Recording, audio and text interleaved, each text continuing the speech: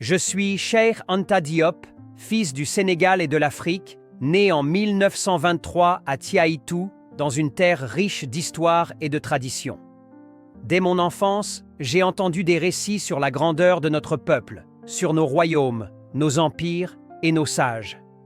Mais à l'école, on m'enseignait une autre histoire, une Afrique sans passé, sans civilisation, un continent qui n'aurait connu la lumière qu'avec la colonisation.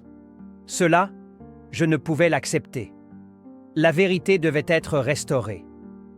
J'ai entrepris des études en mathématiques, en physique, en linguistique et en anthropologie, car je savais qu'un jour, la science parlerait pour nous.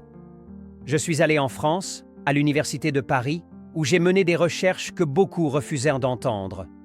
On voulait nous faire croire que l'Égypte ancienne n'avait aucun lien avec l'Afrique subsaharienne.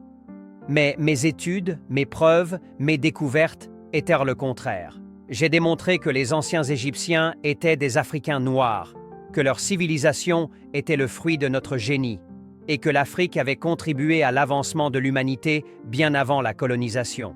J'ai étudié les liens entre les langues africaines et l'égyptien ancien.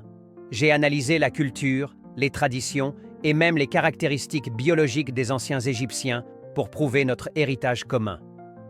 Mais ce combat ne fut pas facile. On a tenté de discréditer mes travaux, d'ignorer mes recherches, de me faire taire. Mais un peuple ne peut se construire sans sa véritable histoire.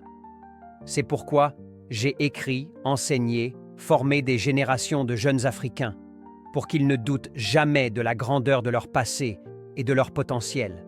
Je n'ai jamais séparé l'histoire de l'avenir. Pour moi, l'unité africaine était une nécessité. J'ai appelé nos nations à se rassembler, à créer une Afrique fédérée avec une langue commune, une monnaie unique, une force collective capable de rivaliser avec les plus grandes puissances du monde.